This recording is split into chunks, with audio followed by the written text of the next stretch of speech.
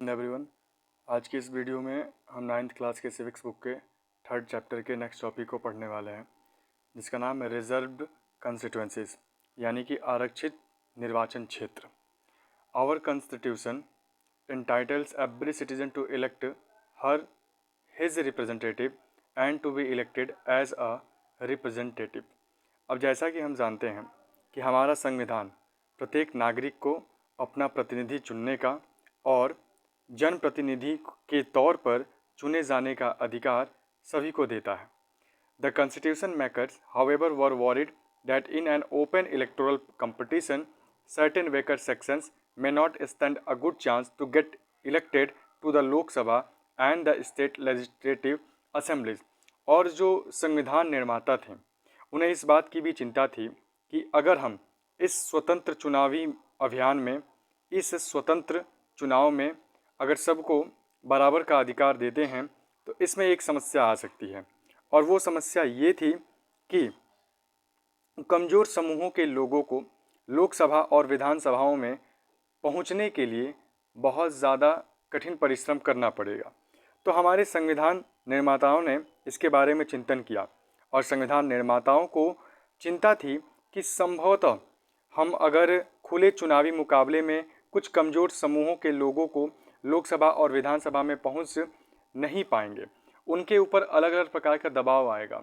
जिस प्रकार से हमने क्षेत्र को तय कर दिया, उस क्षेत्र में जो कमज़ोर समूह के लोग हैं या फिर ऐसे लोग जो कि चुनावी अभियान में अपने आप को खड़ा उतारने में सक्षम नहीं हैं, तो वो अन्य लोगों के द्वारा दबाए जाएंगे।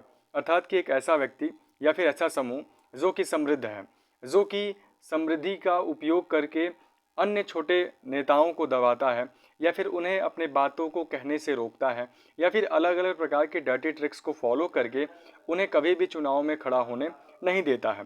तो संविधान निर्माताओं ने इसके बारे में सोचा, समझा और लगातार चिंता किया। अब इस चिंतन में उन्होंने एक ऐसा व्यवस्था लाया, एक ऐसा नियम लाया, जिस नियम के तहत इन्होंने उस कंस्टिट्यूएंसीज को, उस क्षेत्र को आरक्षित कर दिया, रिजर्व कर दिया। इसी चीज़ को हम इसमें पढ़ने वाले हैं ताकि उस रिजर्वेशन के थ्रू सभी लोगों को बराबर का मौका मिल सके। They may not have the required resources, education and contacts to contest and win elections against other। अब जहाँ तक छोटे समूह के लोगों की बात है या फिर ऐसा व्यक्ति जो कि चुनाव कंटेस्ट करना चाहता है लेकिन वो उतना एजुकेटेड नहीं है, ना ही उसके पास धन दौलत है, ना ही उसके पास उतने सारी सुविधाएं हैं और ना ही वो ज़्यादा लोगों से जुड़ा हुआ है, तो ऐसा इंसान किसी भी इलेक्शन में कंटेस्ट नहीं कर सकता, किसी भी चुनाव में अपने आप को प्रतिनिधि के रूप में नहीं ला सकता।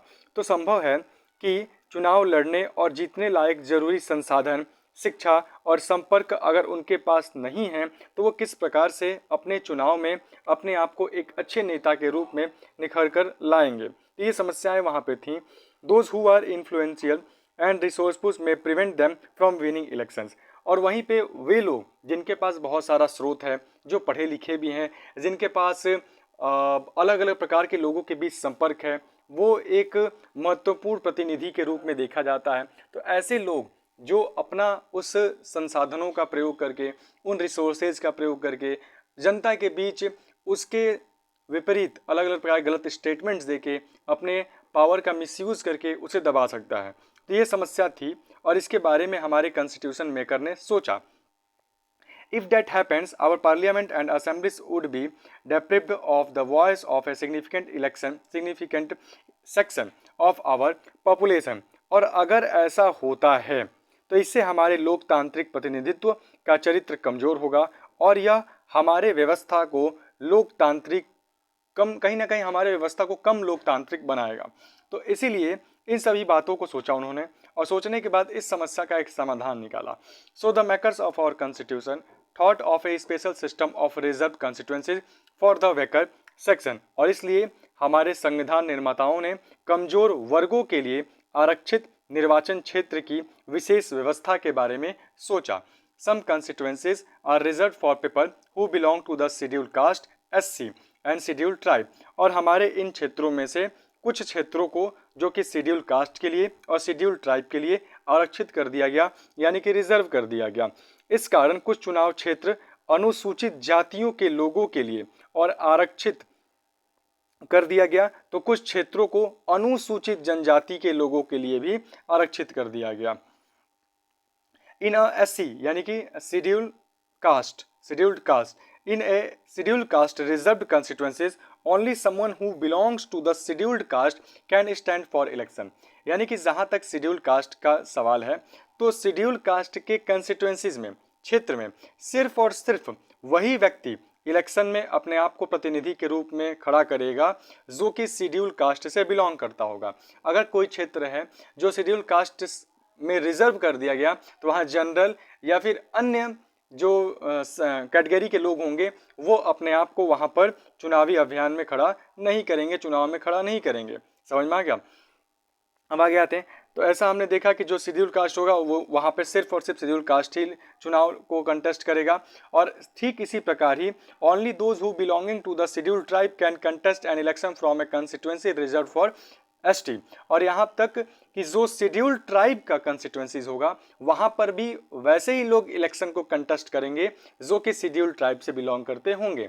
समझ में आ गया? तो इस तरीके से यहाँ पर कुछ निश्चित कंस्टिट्यूएंसीज को रिजर्व कर दिया गया शेड्यूल कास्ट के लिए और शेड्यूल ट्राइब के लिए, और वहाँ पर शेड्यूल कास्ट के प्रतिनिधि ही चुनाव को कंटेस्ट करेंगे और शेड्यूल ट्राइब से भी बिलोंग करने वाले जो लोग होंगे वही सिर्फ वहाँ पर अपने चुनाव को कंटेस्ट करेंगे। यहाँ पे जनरल या फिर अन्य कैटेगरी के लोग चुनाव कंटेस्ट नहीं करेंगे।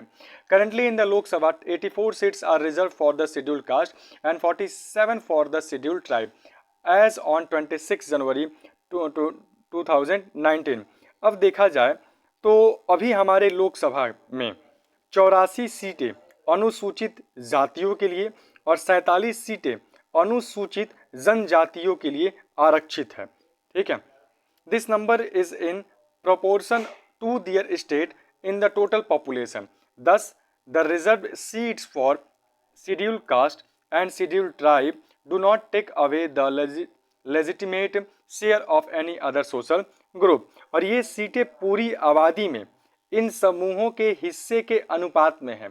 जैसे देखा जाए कि ऐसा नहीं है कि सपोज करो कि कोई एक कंस्टिट्यूएंसीज है जहां पर शेड्यूल ट्राइब की संख्या कम है, तो उस क्षेत्र को ये लोग रिजर्व नहीं करेंगे क्योंकि पहले से ही हमें पता है कि वहां पर शेड्यूल ट्राइब की संख्या कम है। तो पूरे देश में आकलन किया गया कि कहाँ पर इनकी संख्या अधिक है। जैसे मैं बात करूँ कि ईस्टर्न पार्ट में चले जाओ या फिर झारखंड के कुछ क्षेत्र में देख लो या फिर उत्तराखंड के कुछ क्षेत्र में देख लो या फिर साउथ में कुछ चले जाओ, तो कुल मिला के जहाँ पर जिनकी संख्या अधिक है उस हिसाब से वहाँ पर कंस्टिट्यूएंसीज को रिजर्व किया गया। अब वहाँ पे अगर जनरल कैटेगरी या फिर अन्य कैटेगरी की संख्या अधिक है और वहाँ पे शेड्यूल ट्राइब के लिए कंस्टिट्यूएंसीज को रिजर्व कर दिया जाए तो क्या फ़ायदा। तो कुल मिला के अगर हम ऐसा काम करते हैं रिजर्वेशन का, तो वही क्षेत्रों पर करें जहाँ पर इनकी आवश्यकता है। वैसाखी जो होता है वो उसकी ज़रूरत सिर्फ और सिर्फ विकलांग कोटा से बिलोंग करने वाले लोगों के लिए होता है, लंगड़े लूले लोगों के लिए होता है। वैसे ही यहाँ पे रिजर्वेशन उनके लिए ज़रूरी है जो कि पिछड़े वर्ग से बिलोंग करते हैं, जो कि अपने आप को सामान्य अवस्था में नहीं ला पा रहे हैं, जो शिक्षा नहीं पा रहे हैं, जिनके यहाँ मेडिकल फैसिलिटीज़ नहीं हैं और अन्य व्यवस्थाओं से अपने आप को जो परे अभी तक रख चुके हैं, जिनको ये व्यवस्थाएं नहीं मिली हैं, उन सभी के लिए इस कंस्टिट्यूएंसीज को रिजर्व किया जाता है ताकि उनके समुदाय से ही अगर कोई व्यक्ति प्रतिनिधि के रूप में चुनकर आता है तो वो अपने समुदाय के लिए अच्छा काम करेगा, वो अपने समुदाय को आगे बढ़ाने के लिए अच्छा काम करेगा। इसीलिए ये प्रक्रिया किया गया ताकि हम अन्य समूह के साथ साथ दूसरे संप्रदाय और दूसरे जाति के लोगों को भी बराबर स्तर तक वृद्धि करने का मौका दे सकें, यही इसका टारगेट है। अब हमने देखा यहाँ पे कि इस प्रकार अनुसूचित जातियों और जनजातियों के लिए आरक्षित सीटें किसी अन्य समूह के उचित हिस्से में से कुछ नहीं लेती। ठीक है, this system of reservation was extended later to other vacant section at the district and the local level. उसके बाद मैं बात करूं तो कमजोर समूहों के लिए आरक्षण की यह जो व्यवस्था है ये बाद में जिला और स्थानीय स्तर पर भी लगातार लागू कर दिया गया परिस्थितियों को मद्देनजर रखते हुए। In many state seats in rural panchayat and urban municipalities and corporations local bodies bodies are now reserved for other backward classes OBC as well. Other However, the proportion of seats reserved varies from state to state. Similarly, 1/3 of the seats are reserved in rural and urban local bodies for women candidates. अब हमने देखा कि किस तरीके से इन्हीं व्यवस्थाओं को, जो आरक्षण की ये सुविधा है, इसे परिस्थिति को देखते हुए अन्य जगहों पर भी लागू किया गया। अनेक राज्यों में अब ग्रामीण पंचायतों और शहरी जो नगर पालिका होता है, नगर निगम होता है, स्थानीय निकायों में अन्य पिछड़े वर्गों के लिए भी आरक्षण अब लागू कर दिया गया है।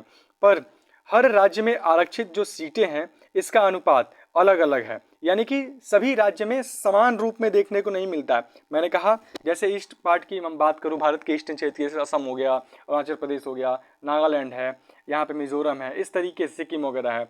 तो कुल में साउथ में चले जाओ तो कुछ ऐसे जगह हैं। तो सब जगह सभी राज्यों में जो आरक्षित सीटें हैं ये समान नहीं है, क्योंकि ये निर्भर करता है वहाँ के जनजातियों पर, वहाँ के लोकल लोगों पर, नेटिव्स पर।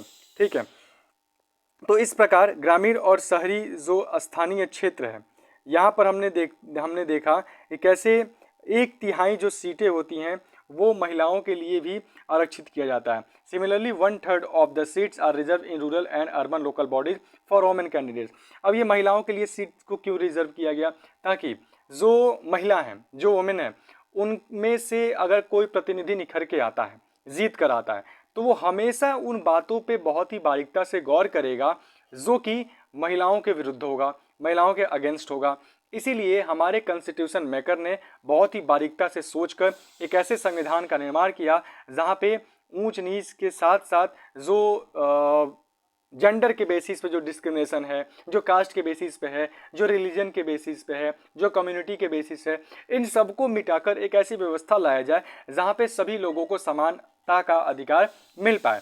इसीलिए यहाँ पे रिजर्व कॉन्स्टिट्यूएंसीज की प्रक्रिया लगाई गई। अब एक बार फिर से हम देख लेते हैं इसी टॉपिक को। हमने जैसा कि यहाँ पे पढ़ा कि हमारा जो संविधान प्रत्येक नागरिक को अपना प्रतिनिधि चुनने का और जनप्रतिनिधि के तौर पर चुने जाने का अधिकार सभी व्यक्ति को देता है। लेकिन हमारे संविधान निर्माताओं को इस बात की चिंता थी कि संभव है कि अगर हमने खुली चुनावी मुकाबले को छोड़ दिया तो कुछ कमजोर समूह के जो लोग हैं वो लोकसभा और विधानसभा चुनाव में जो समृद्ध लोग हैं, जो जिनके पास रिसोर्सेज है चुनाव को कंटेस्ट करने के लिए, जिनके पास कंटेक्ट है, तो वो अपने उन पावर का मिसयूज़ करके इन लोगों को दबा सकते हैं। तो संभव है कि अगर इस प्रकार की प्रक्रिया होती है, लोगों को दबाया जाता है चुनाव कंटेस्ट करने से या फिर वोट डालने से, तो इस व्यवस्था से हमारे यहाँ का जो लोकतंत्र है वो धीरे धीरे कमज़ोर हो जाएगा। इस बातों को सोचते हुए इन्होंने अपने संविधान में एक व्यवस्था लाया और ये व्यवस्था ये थी कि हमारे संविधान निर्माताओं ने कमज़ोर वर्गों के लिए कुछ आरक्षित निर्वाचन क्षेत्र की विशेष व्यवस्था के बारे में सोचा और इसी कारण से कुछ चुनाव क्षेत्र अनुसूचित जातियों के लोगों के लिए और आरक्षित है। ठीक है, साथ ही साथ कुछ अनुसूचित जातियों के लोगों के लिए भी आरक्षित है। अनुसूचित जाति के लिए आरक्षित सीट पर केवल सिर्फ और सिर्फ अनुसूचित जाति का ही व्यक्ति चुनाव लड़ सकता है। इसी तरह अनुसूचित जनजाति के ही व्यक्ति अनुसूचित जनजाति के लिए आरक्षित चुनाव क्षेत्र से चुनाव लड़ सकता है। अभी हम देखें वर्तमान की तो लोकसभा की 84 सीटें अनुसूचित जातियों के लिए और 47 सीटें अनुसूचित जनजातियों के लिए आरक्षित है। आबादी में अगर मैं बात करूं तो इन समूहों के हिस्से के अनुपात में है और इस प्रकार प्रत्येक राज्य में रिजर्वेशन जो कॉन्स्टिट्यूएंसीज है इनकी संख्या बराबर देखने को नहीं मिलती है। कमजोर समूह के लिए आरक्षण की यह व्यवस्था बाद में देखा जाए तो धीरे धीरे जिला स्तर पर लाया गया, ग्रामीण स्तर पर लाया गया, ताकि उन सभी लोगों को बराबर का अधिकार मिल पाए और उनके बातों को उनके द्वारा चुने गए प्रतिनिधि अलग अलग तरीके से बता पाएँ, उठा पाएँ। और इसी व्यवस्था को देखते हुए अब हमने जातियों को देख लिया। अब हम यहाँ पे जेंडर के बेसिस पे देखें तो मैन और वोमेन है। तो यहाँ पर इन सभी बातों को देखते हुए ग्रामीण और शहरी स्थानीय जो निकाय हैं इनमें भी 1/3 सीटें महिलाओं के लिए रिजर्व कर दिया गया ताकि इन सबको समानता का अधिकार मिल पाए। अब जरा हम यहाँ पे बारीकता से देखेंगे कि किस प्रकार से हम यहाँ देख पा रहे हैं कि पूरा हमारा भारत का मैप है और यहाँ पे लोकसभा कॉन्स्टिट्यूएंसी टोटल नंबर जो है वो 543 है, यानी 43 है। ठीक है, यहाँ पे जो वाइट पार्ट है वो 412 जनरल के लिए है। देख रहे हैं हम जम्मू कश्मीर होते हुए यहाँ पे उत्तराखंड है। ठीक है, उत्तराखंड हो गया, यहाँ से देखा जाए तो गुजरात हो गया, राजस्थान वगैरह हो गया, फिर देखा जाए तो उत्तर प्रदेश वगैरह हो गया, मतलब हर एक क्षेत्र में कहीं ना कहीं देखने को मिल रहा है।